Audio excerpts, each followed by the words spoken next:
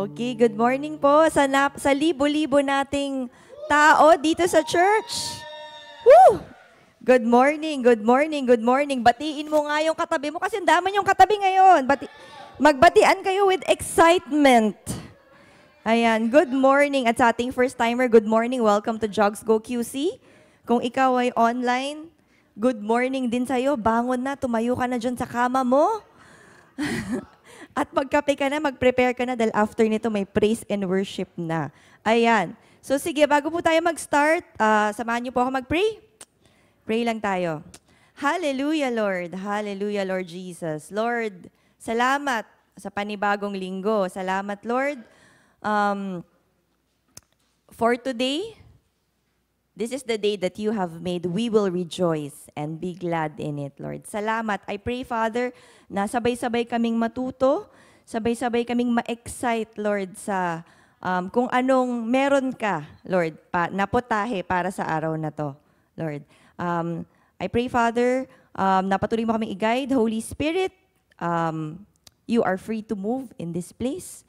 I pray, Father, walang sosobra, walang kukulang. We will just enjoy kung ano yung papag-aralan namin, Lord, sa oras na to. Thank you, Lord. We bring back all the glory to you. In Jesus' name we pray. Amen. Okay. Ano na ngayon? Third Sunday. Yan. Chapter 2 na po tayo. The Adamic Administration. Ayan. Meron po bang hindi nakakakilala dito kay Adam? Si Adam. Ayan. So, mukhang lahat naman po ay kilala si Adam. Ang aaralin natin, ayun nga, Adamic Administration. I-testing ko siya. Parang hindi siya gumagalaw.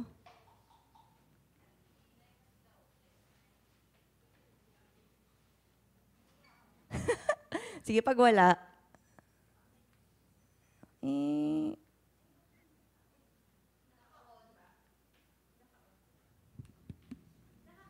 Wait.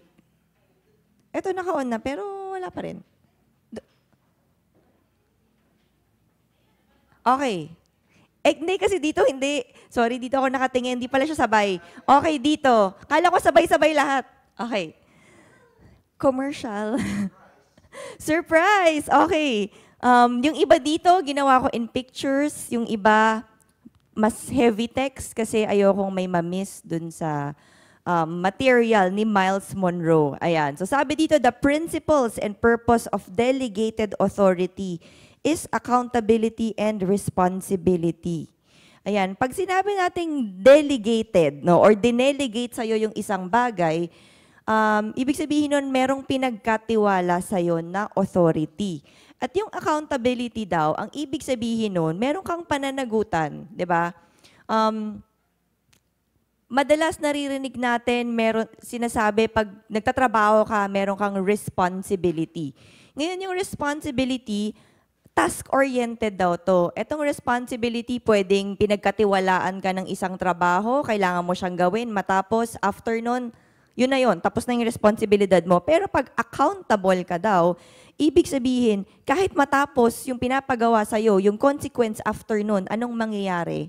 Sagot mo. Yun ang pananagutan. Meron kang accountability. Yun ang pinagkaiba. Yung responsibility, natapos siya dun sa pinagawa sa'yo. Tapos na yun.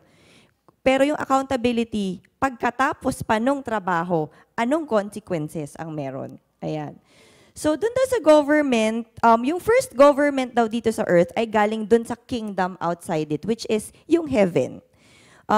Sabi dito, ang difference daw is yung territory natin dito sa earth, which was created by our home country, no, yung original na country naman natin, which is eternal, ito daw ay hindi pag-aari ng iba. No? Hindi katulad ng bumili ka ng lote, ikaw yung may-ari. Ito, hindi siya pinilit. Ito ay ginawa talaga para doon sa tao na titira. Kaya nakikita nyo lang yung second line ang sinabi dito, there were no inhabitants on earth because it was specifically prepared for those who live here.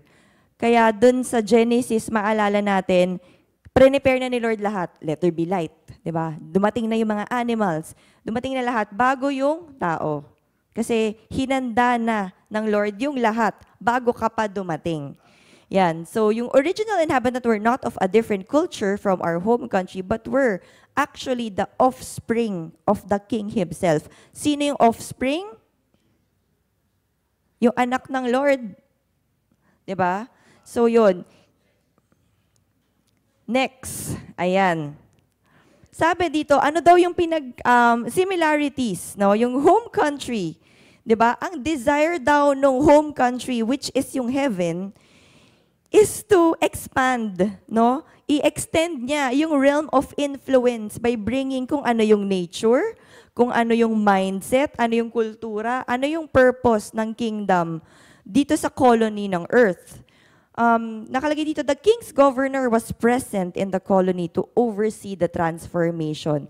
Yung king daw, sa isang kingdom, meron siyang ina-assign na governor. At yung governor na to, siya yung nag-o-oversee ng operations. Siya yung gumagawa ng policies. Parang itong governor na to keeps everything in order dun sa lugar na yun. And yung role niya is to guide the king's children. 'Di ba? Kung dito yun sa earth, tayo, as his local governors, to convert the colony into a replica of the kingdom. Yung nakikita nyo dito sa babang picture, hindi lang po yan meme. Pero pag ginugal mo kasi yung replica, ang unang lumalabas ay yung mga fake. Yung mga peke. Pag pupunta ka dito sa Philippines, pag pupunta ka sa Green Hills, ang dami mong makikita mga Class A, di ba? Replica. So ito, classic example, replica siya, pero katulad po ba siya? Siguro, unang tingin, kung malayo, parang, medyo pareho. Mukhang wala naman masyadong pinagkaiba. But if you look closely, dun mo makikita, di ba? So, ang role daw nito natin as local governors is to convert kung ano yung meron sa langit into a replica of the kingdom. Yan. So nilagyan ko siya ng example para mabilis nyo ma-imagine. So isipin mo ikaw, dapat yung si Lord, dapat replica ka. 'Di ba? Yung citizens, kung ano yung meron doon sa kingdom, dapat dito rin. Hindi po siya Abidas, dapat Adidas tayo. Ayan. So next, the original government. Ayan. So first book of Moses daw sa Genesis 1:1, in the beginning, sabi ng mga video, di ba? Hindi niya mabigas-bigas in the beginning, ganon, paulit-ulit. Pero sabi dito, God created the heavens and the earth. Ang haba ng mga explanation niya dito, the eternal king of unforeseen kingdom, kinonceptualize daw niya yung entire physical universe. Kasi by creation rights, siya ang may-ari, siya ang nagmamay-ari. Kung nakita niyo po itong pictures na to, dinedescribe niya kasi dun sa original government, yung vastness.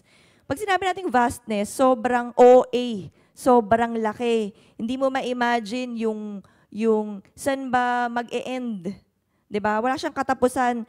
Etong isang example dito, pag sinabi mo daw na vastness, ang unang lumalabas dyan yung ocean, vastness of the ocean. Kasi hindi mo alam, hanggang ngayon yung mga scientists, noong panahon pa ng Titanic, hinanap na nila yung Titanic, umilalim pa sila, hanggang ngayon may mas malalim pa rin. So parang hindi na nila alam, ang dami nilang nadi-discover, hanggang ngayon meron pa rin bagong klase ng octopus, may bago pa rin klase ng isda, may bago rin klase ng coral. So never ending siya. Hanggang ngayon, na ang tagal-tagal na natin dito sa mundo, puzzled pa rin yung mga scientists na hanggang saan nga ba talaga yung dulo ng ocean. So, ganun yung vastness. Yung picture sa taas, Aurora Borealis siya.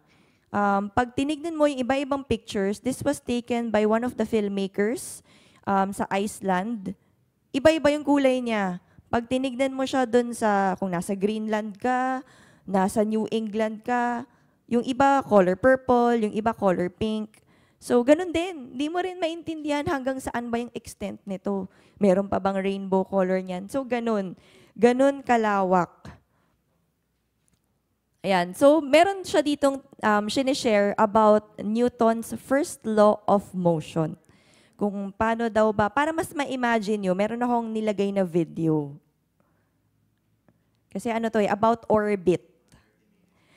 Mga 30 minutes po to, tapos ano na, praise and worship na. Ayan, i-play po natin. Mabilis lang kahit mga 1 minute.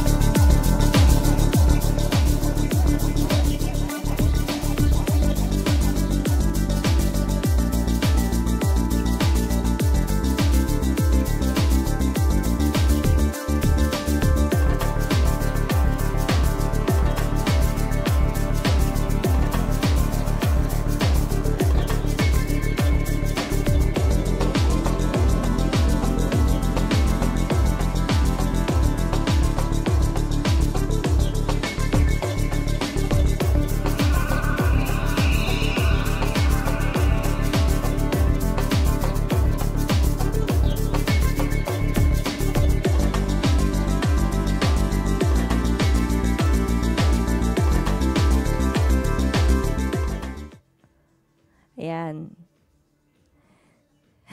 Umiikot basta. Yun nga. So pag binasa mo kasi siya, yung mga galaxies na nakalagay dito, parang ang hirap niyang i-imagine. Pero itong visual representation na to, maalala mo na ang galing ng Lord. Yung yung first law of motion, ang sinasabi niya dito, yung gravity. Pag walang gravity, imaginein mo yung araw, hindi siya napupul. No, dahil wala siyang gravity, babagsak siya. So imaginein mo araw-araw tayo sunog kasi bumabagsak siya. 'Di ba? Kung yung moon naman daw, yung moon kasi umiikot daw siya sa Earth. So yung moon, dapat yung speed din niya hindi sobrang mabilis. Imaginein mo pinapakinggan mo ako ngayon, guys. O 'di ba? Medyo umaalog tayo, may vertigo tayo araw-araw, 'di ba? So ang hirap, para daw siyang tug of war. Dahil yung space dun sa gitna na 'yon, may gravity, yung energy na pupul niya. So imaginein mo may tug of war, naghihilahan sila para ma-maintain yung balance nung sun, ma-maintain yung balance nung earth, ma-maintain din yung moon na hindi sila, kasi tandaan nyo yung earth, isa lang siya sa planet. So imaginein mo yung Venus, yung Mars, 'di ba, yung Saturn. Sabay-sabay sila na nakapaikot, pero hindi sila nagbabanggaan. Hindi sila nalalaglag isa-isa. At ang galing din, kasi meron ako napanood na experiment na bakit siya hindi nalalaglag? Kasi meron siyang experiment na pag ang rotation daw is paikot, yung balance, tama. Kaya sa padiretso tayo, parang yung speed, pwede kang malaglag. So ito, ang galing ng balance niya na paikot siya, kaya siya yung nag-orbit para tamang-tama lang yung takbo. Kaya yung moon, isang beses lang din siya na cycle, pero nakikita mo daw yung different phases ng moon, hindi natin siya nakikita ng buo. Kaya may full moon, may half moon. Kasi pag umiikot siya, habang umiikot siya ng isang buo, umiiba din yung angle niya. At yun lang yung nakikita natin dito sa Earth. No? So ganun kaganda yung pagka-design ng Lord dito sa mundo, na very precise balance between the forward motion of an object in space and yung pull of gravity from its body. Kaya hindi tayo nalalaglag, kaya hindi tayo parang nasa outer space. Imaginein mo, pag imbis na naglalakad tayo, para tayo nagsiswimming. Ate Ana! Di ba? Tapos pag magkakape tayo, sasaluhin mo yung kape mo. Kasi lumilipad yung kape mo, di ba? So meron akong napanood na video, yung astronaut, sanay na siya eh. Pag iikot ng ganun, paggilid siya, lahat ng kanto ng parang office niya, may hawakan.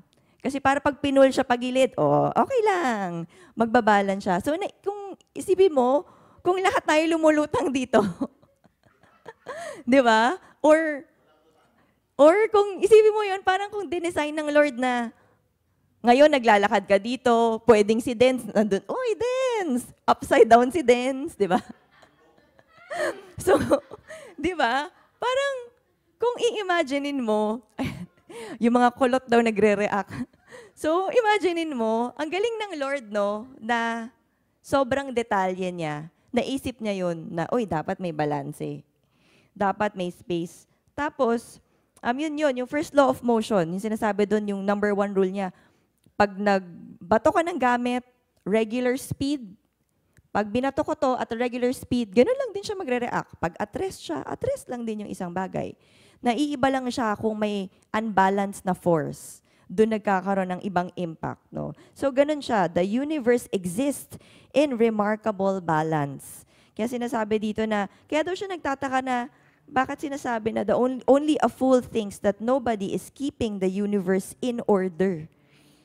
Ang clearly an orderly government of vast ability and power maintains our universe. No? So, ang galing, pag na-imagine nyo, parang, di ba, hindi tayo lumulutang. So, dinagdagan ko po ng verse yung content ni Miles Monroe. At habang pinag-aaralan ko to, kasi dito sinabi yung first law of motion ni Isaac Newton. Pero ang galing, sabi sa Job 26:7, he stretches out the northern sky over the empty place and hangs the earth upon nothing. So, bago pa na-discover ni Isaac Newton ang first law of motion, nauna na si Lord. Nakahang na siya talaga. Nakahang na ang earth. Ganun na talaga yung pagkakadesign. Na-discover na lang siya ni Isaac Newton. So, ang galing. Ang galing ni Lord. Lipat tayo dito. Expanding the invisible kingdom. So, galing tayo dun sa original government na dinidescribe. Yung role or yung goal kung bakit nagkaroon ng earth is kailangan ma-expand yung invisible kingdom dun sa heaven. Oh. So, kaya tayo nandito. Diba? The universe was formed of God's command so that what is seen was not made out of what is visible. Kasi nga, noong una, wala naman tayo nakikita Pero sinabi niya, let there be light. Diba? Oh, nandiyan na yung mga animals. So, naging visible na siya. Nagkaroon ng physical world. And he wanted to expand etong heavenly domains na to as an extension of himself. And yung government. Diba? So, kung ano daw yung meron dun sa kingdom niya, sa langit, dapat ma-extend dito.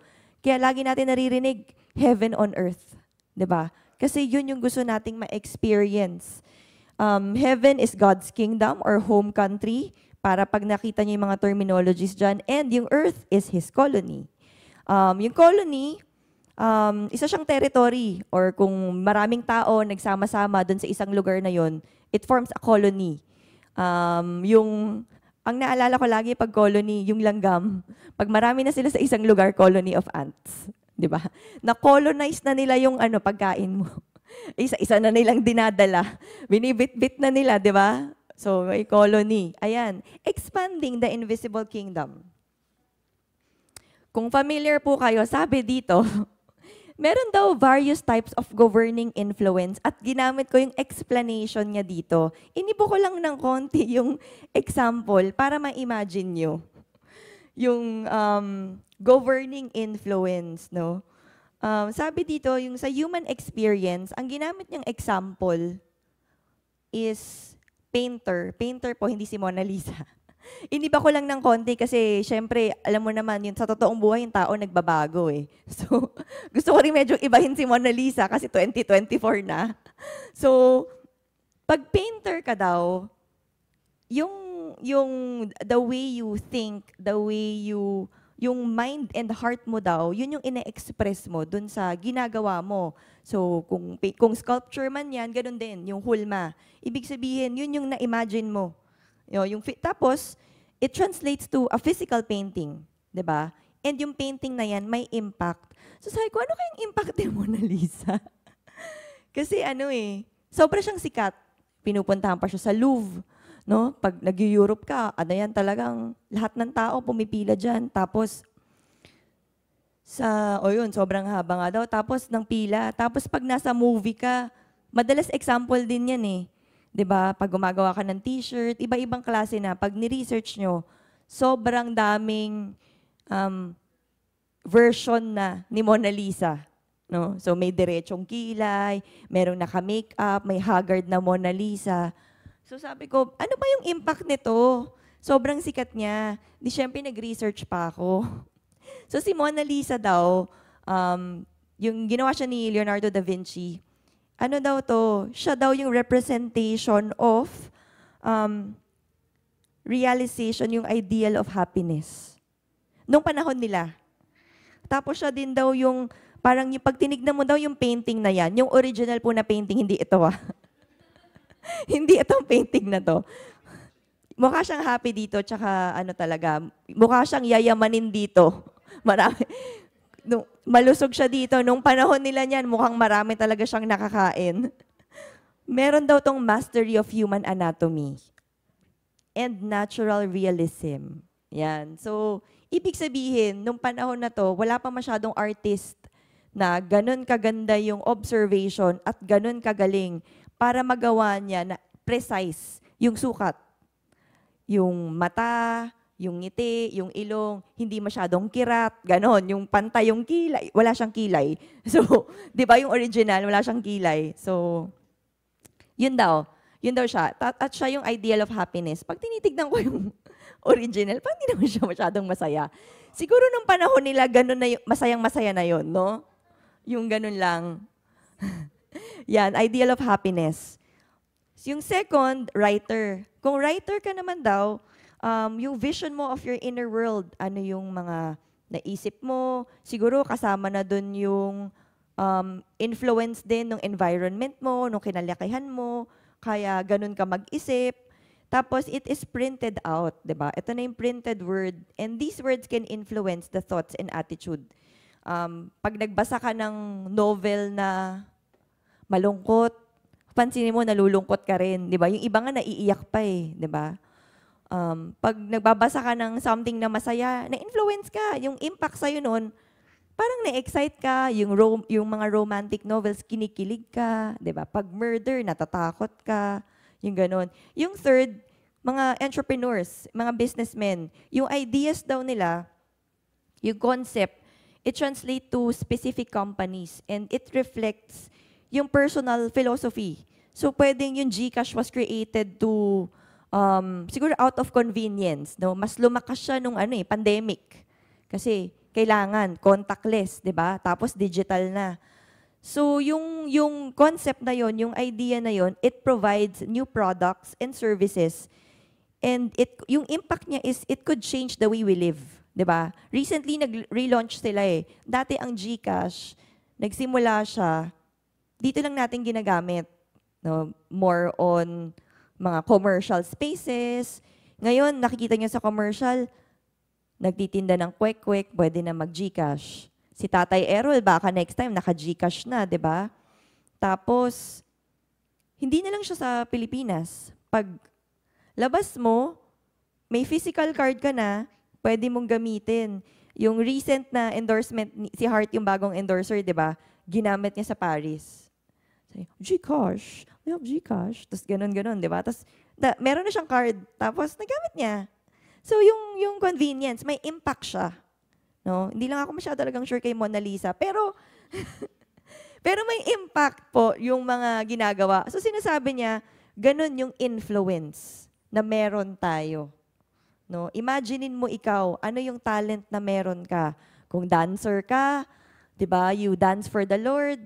Yung influence nun, yung impact nun, pwedeng, syempre, aside from nabibless si Lord, yung mga tao, di ba, natatouch sila, minsan nabibless sila, di ba, lalo na pag sabay-sabay, lalo na yung mga singers, pag hindi tayo nasisintonado, di ba, mga ganon. So, ano yan, these are all examples of enlarging yung personal influence in the world. And sa trabaho namin, laging sinasabi, leadership is influence. Nothing more, nothing less. Yan sinasabi ni John Maxwell. Sa magkakaibigan, everyday, yung mga usual scenario, makikita mo daw kung sino yung leader, kung sino ang nasusunod sa kakain. Kain tayo, oh Samgyup, hindi, ayoko yan, sawa na ako dyan, McDo. So kung sino yung madalas na sinusunod ng grupo, yan, may leadership skill daw yan. Kasi may influence. Influencer, di ba? So, imaginein mo, yung mga ginagawa mo, mga little actions mo, meron siyang impact. Di ba? Si Ate Ana, kung ano yung mga nakikita nila sage, ginagaya, di ba? Yung mga baby usually. Kasi may influence, may impact. Yan. So, people were created to express or build. This usually yun nga, yung reflection, na-share na yan kanina. And we look at the desire of the king to extend. Ganun din siya. So, yung influence na yun, para lang ma-imagine nyo, ganun yung gustong mangyari ng Lord. Kung ano yung meron dun sa kingdom niya, or dapat as yung kingdom citizen, dapat magkaroon siya dito, yung influence nun dito sa earth. Diba? It is natural for us to want to know the nature of the king and his kingdom. So ano ba yung mga gusto niyang dalin? No? Na pag-aralan natin before yung kingdom diba? Dapat merong king. Siyempre, yung dome, sinabi na ni Ate Cherry last week, dapat may domain, may territory. Diba? Doon sa kingdom, may policies. Merong constitution, yung law. Yun yung mga pinag-aralan natin last year So, yun yung mga dapat na nagre-reflect. Nature. Ayan, sige po, pakibasa po. Genesis 1, 26 to 27.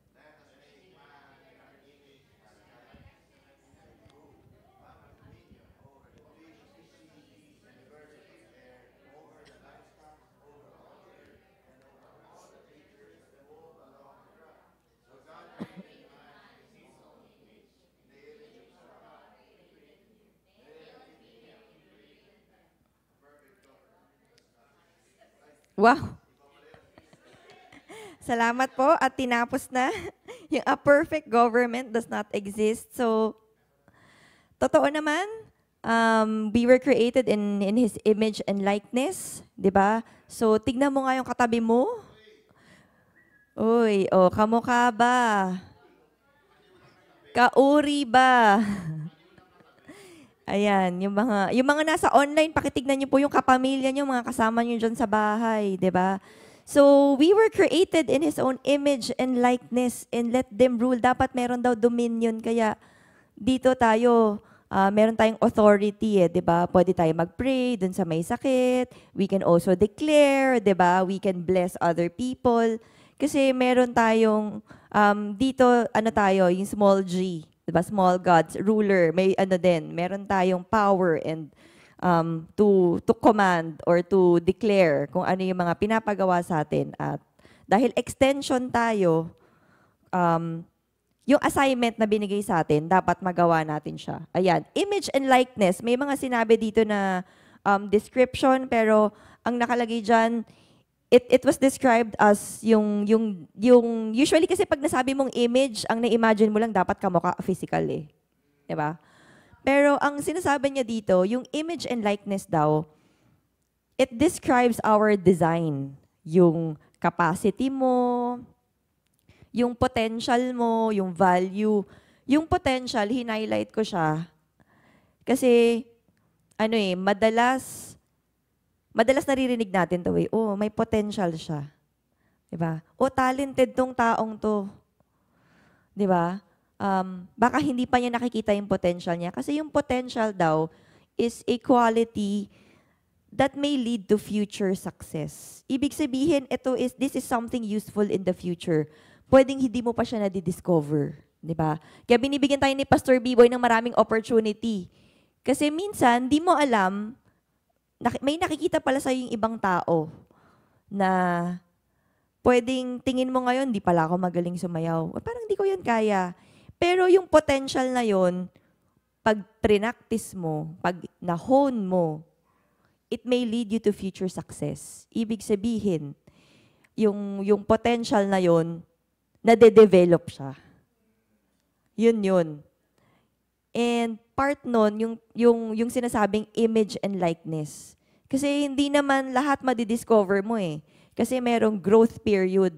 Pag laki mo, hindi naman hindi naman nung bata ka palang expert ka na Alam mo, hindi naman pagkapanganak mo, 2 years old ka pa lang, galing mo na magpiano, 'di ba?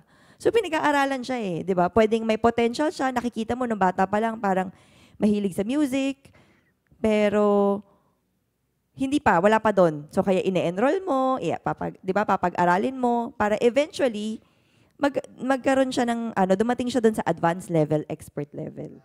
Yan, 'di ba? So yun siya. Um, yung nature ng king, sinasabi dito, ano ba dapat? Yung compassionate and gracious God. 'Di ba? Slow to anger. Again, tignan mo nga yung katabi mo sa kabilang side naman. Kung slow to anger ba yan?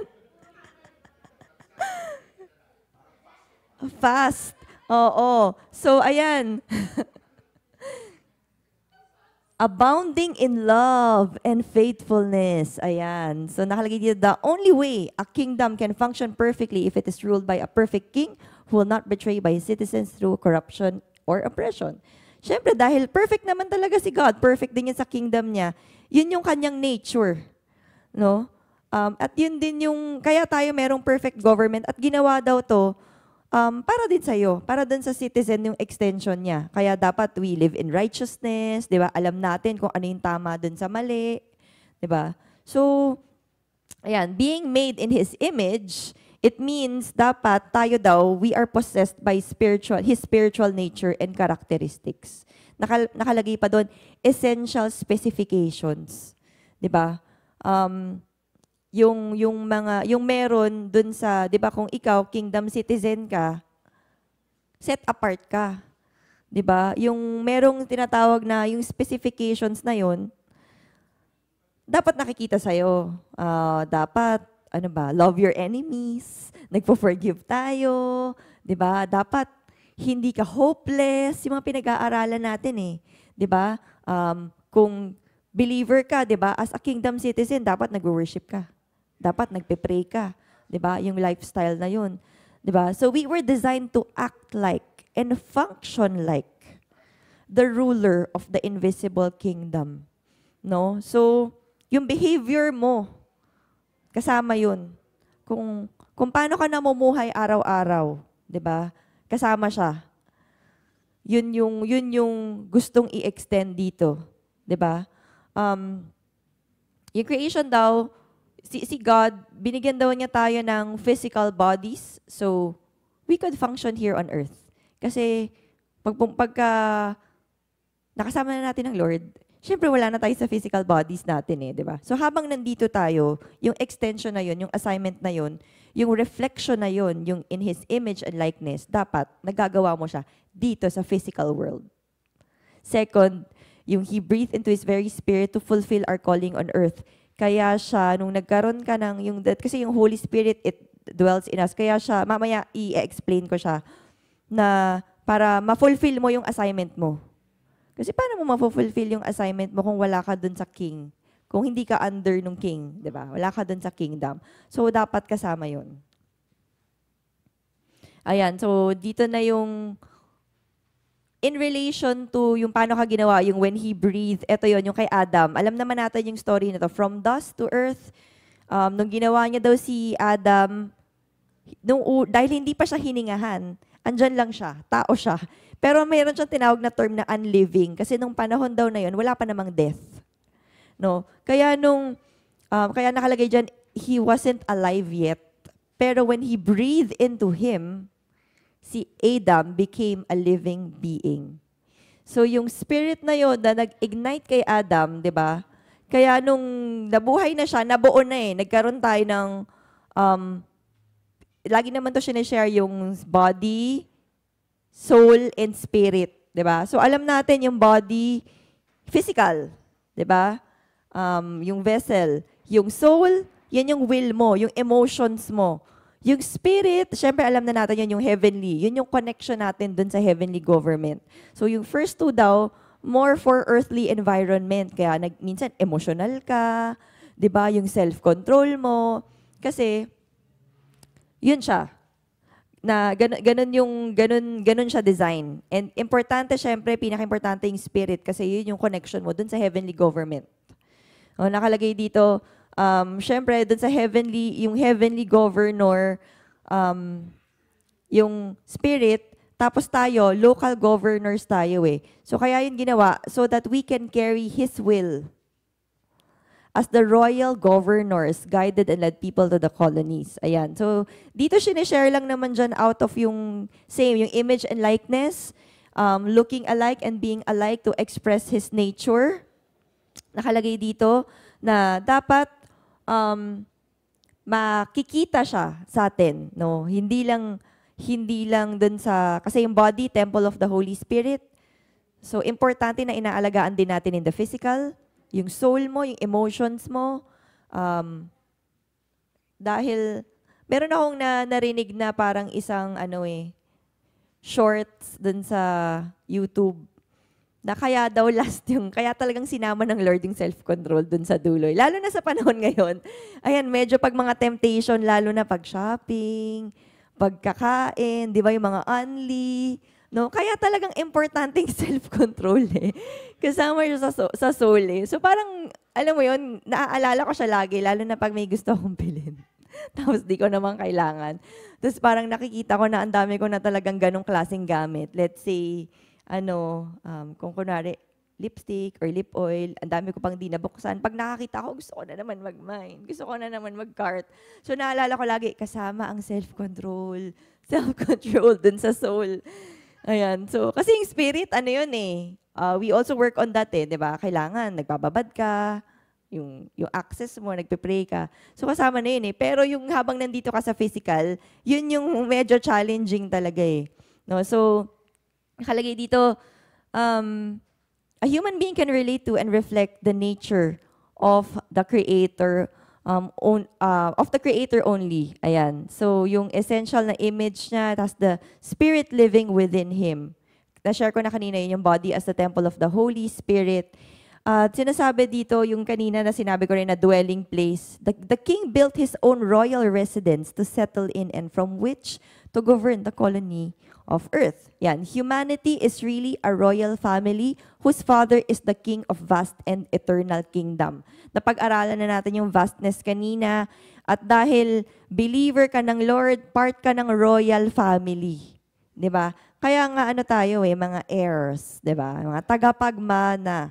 Nakalagay dito, meron ditong royal children and full citizen. So, dinidescribe lang niya dito, paano ka maging full citizen sa isang kingdom?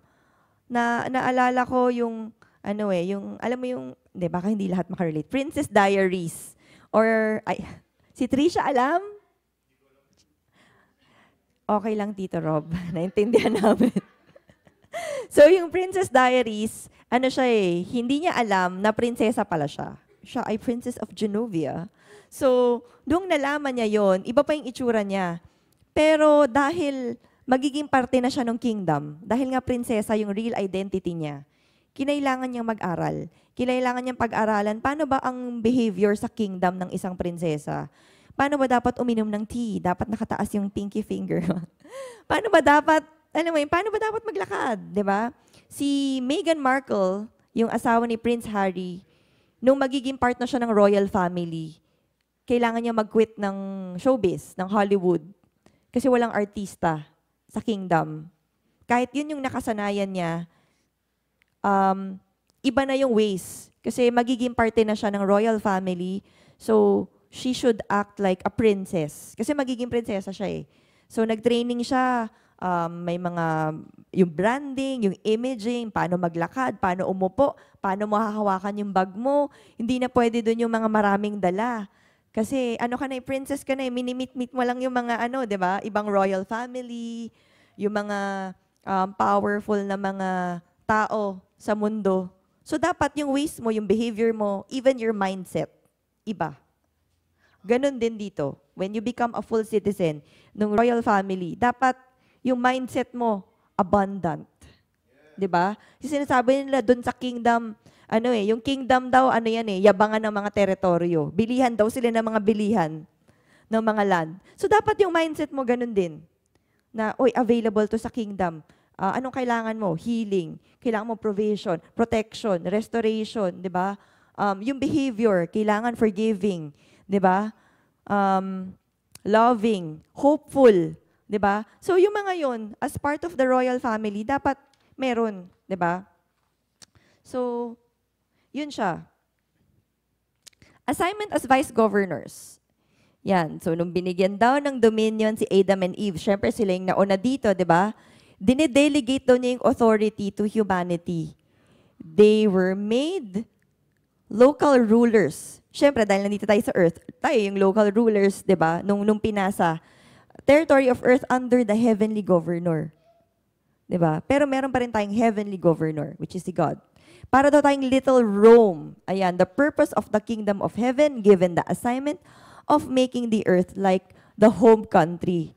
So, imaginein mo, may binigay sa'yo na, let's say, para siyang peg or kumbaga design na, oh, ito gusto ko sa bahay ko. Gusto ko, ano ba? Filipino, di ba? So, syempre, i-design mo yung bahay mo na parang may kapis, gusto mo yung pagkain nyo, yung pagkaing Pilipino, di ba? Gusto mo yung behavior mo. Sa kultura ng Pilipinas, pag Pilipino ka, nagmamano. Pag pumunta ka ng Amerika, wala naman eh. Hindi tayo nagpo-po and opo pag sa Japanese ba? Sushi po, di ba? Wala namang ganun, di ba? Pag kumain ka, hindi naman, dito nagkakamay. Pero pag kumain ka ng ganun siguro sa London, medyo iba yung tingin nila sa'yo. Di ba? So, ganun ko siya na-imagine eh. So, isipin mo, ano yung meron sa langit? Ano yung merong mga characteristics ng Lord? At yun yung gusto niyang dalin mo dito sa earth. The earth was colonized by all members of the human local assignments kasi nga, nung pinasa siya, yung colonization na yun. Adamic administration. Pag sinabi mo administration, ikaw yung nagmamanage. No, nung dinelegate sa'yo yung authority, pinagkatiwala sa'yo ng Lord para pangalagaan. Kasama doon resources. Yung resources, marami yan. Oras, pera, yung mga tao, 'di ba? Yung pamilya mo, kung saan ka nilagay, sa lugar mo, kung teacher ka, 'di ba? Yung influence mo, yung mga estudyante mo. So kasama siya. At meron tayong assignment as vice governors. Nakalagay dito to have dominion, to govern, ayan, to control, to affect and to impact. Nakalagay dito. Kailangan pag may ginagawa ka, naaapektuhan yung ibang tao. No? Sana naaapektuhan siya in a good way. Kasi yun yung impact na gustong iparating ng Lord. Na pag nag-share tayo, yung goodness niya, yung faithfulness niya, yung buhay mo is a reflection, no, of His goodness. Yung buhay mo, malayo ka pa lang, nakikita nila, nabibless na sila agad sa'yo. Yun yung impact mo. 'Di ba? Na yung mga kids na tinuturuan natin, pag meron tayong mga, kung ano yung minsan na-observe nila, na akala mo wala lang. Minsan, di ba yung, perfect example niya yung mga nanay. Yung iba, pag nagmumura sila, biglang magugulat na lang siya in one of the conversations. Saan mo narinig yan? Or pag nanood sila ng TV, kasi may impact. Parang nagkakaroon ng effect dun sa tao na yon. So, yun yung influence, no? Na-imagine nyo na. And, yung policy daw natin as local governors is to execute heaven's policies. No, napag-aralan natin yan, ano yung meron dun nga sa kingdom, ano yung constitution, yung policies na yon, yung mga laws na yon, to cultivate the life of the heavenly kingdom. Ayan, so dapat ma-manage natin, sinabi ko na yung resources kanina, kasi nga we rule over the animals, diba? We need to keep everything in order because God is a God of order. So dapat dito rin may order. Kaya tayo may authority. We submit to authority. Kasi hindi pwedeng kung san-san lang tayo, 'di ba? Dapat kasama 'yon, yung peace and order. 'Di ba? At lahat ng 'yon had something to do with administration of the territory. Yung pangangalaga mo doon sa nasasakupan mo. And in this case, ang meron tayo, syempre sa Pilipinas, if we narrow it down, pwedeng dun sa nasasakupan mo, kung teacher ka sa eskwelahan mo, sa pamilya mo, sa bahay nyo, kung estudyante ka, yung mga classmates mo, sa class mo, if you are a class president, yun, kasama siya, yun, yung influence mo, saan ka na-affect. Ayan. So, yung role of heavenly governor, yan, nakalagay na dyan na yung open channel of communication, di ba? Kaya nga may spirit, soul, and body. Kasi nga yung spirit, yun yung way natin to connect. It's an open communication to the King. So that yung power to perform our responsibility is accordance to His wishes. Kung ano yung mga kailangan niya. 'Di ba? Dahil yung governor, galing siya dun sa king, siya lang yung pwede mag-transform nung colony. 'Di ba? Kasi alam niya yung desire nung puso. Alam niya kung paano, kumbaga sa bahay niyo, like si Zaza, kilala niya si Pastor B-Boy. So, alam niya, siguro minsan in terms of choices or decision, ito yan, ito pipiliin yan. Kasi ganun sila ka-close ganun sila ka-intimate, dahil pamilya sila. Diba? Si Ate Joanne, ganun din. Versus tayo, na hindi naman natin siya araw-araw nakakasama. Diba? So, ganun din, pag ikaw, kumonekta ka sa hari, kumonekta ka sa tatay, alam mo, yung desire ng puso niya. Alam mo yung mga kailangan niya. So it was the presence of the Holy Spirit within human beings that gave them the authority and the ability to have dominion over their environment. Yung design natin is to fulfill our original assignment as vice governors on earth. And nakalagay dyan, the highest heavens belong to the Lord, but the earth He has given to man. Kasi nga, dinelegate sa'yo yung authority. Diba? Ito daw, yung Holy Spirit daw is our bridge to the home kingdom. Kaya importante na may revelation. Importante na nagpe-pray tayo. Importante na alam natin kung ano yung puso ng Lord dun sa sitwasyon, dun sa tao, dun sa environment na ginagalawan natin. Ayan. Malapit na po ako matapos. I think this is my last 2 or 3 slides. Rulership over a territory. Sinasabi dito na yung hari daw kasi, hanggat hindi siya namamatay, walang pwedeng pumalit sa kanya. At dahil yung heavenly kingdom, nandun na si Lord, kinailangan niyang i-extend yung territory para ma-fulfill natin yung assignment natin. Kinailangan niyang gumawa ng another territory, ito yung extension, para makapag-rule. Para magkaroon ng ruler dito sa earth. Kaya dinelegate niya yung authority sa atin. Yun. Ginawa kong example dito ang royal family kasi sila lang yung medyo close na may parang kingdom concept. Nung buhay pa si Queen Elizabeth, walang pwedeng pumalit sa kanya.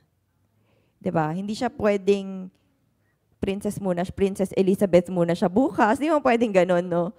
Or si King Charles muna. Kaya nung namatay siya, dun lang naging king, si King Charles. Pero hanggang 90 plus na siya, prince pa rin siya di ba? Isipin mo, tandaan niyo na, prince pa rin siya. Ang alam ko lang na prince, si Prince Eddie. Nung bata. So, di ba, imagine, dumating niya siya sa ganyang age.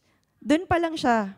Yun lang yun, nakalagay dito, that he wanted to have, yung king wanted his children to have the same power, the same authority, glory, rulership, so that he had to send them to different territories to rule. Yun, yung shinare ko kanina. And this is my last slide. Very practical naman daw yung message. Dun creation, dun sa humanity. It describes the government of an eternal king and kingdom and the king's royal children, whom he made his local governors on earth through the authority and power of his own spirit. So, yung rule of king over his territory, it's about yung transformation ng territory na to para ma-manifest kung ano yung meron dun sa kingdom. Yun. Binalik ko lang siya dun sa first line nung una. Kasi parang ano ba yung role? Ano ba yung purpose, di ba? Kung bakit niya pinasa sa'yo, ba't ka niya pinagkatiwalaan, di ba? Kasi nga, accountable ka and responsible ka din habang nandito ka sa earth. May pananagutan ka as kingdom citizen. Yun. So, sana po may natutunan kayo. Ayan. Na-enjoy ko po itong Sana po may natutunan kayo dahil wala na po tayong oras para sa tanong. Meron po ba? Ayan. So, thank you po, Lord. Tapos na po ang chapter 2. May questions po ba? Tahimik ang lahat. Ayan. I-research po si Mona Lisa kung ngayon nyo lang siya narinig. Hindi po ganun ang itsura niya. 2024 Mona Lisa po yun. Okay na po ako.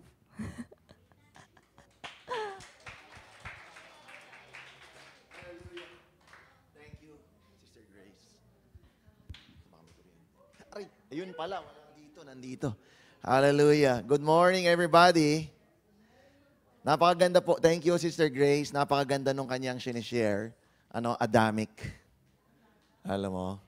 Gusto ko malaman mo, Adamic yung pinag-usapan natin, administration, ang dami pong pinagkatiwala sa iyo ng Diyos. Pastor, limited lang resources namin.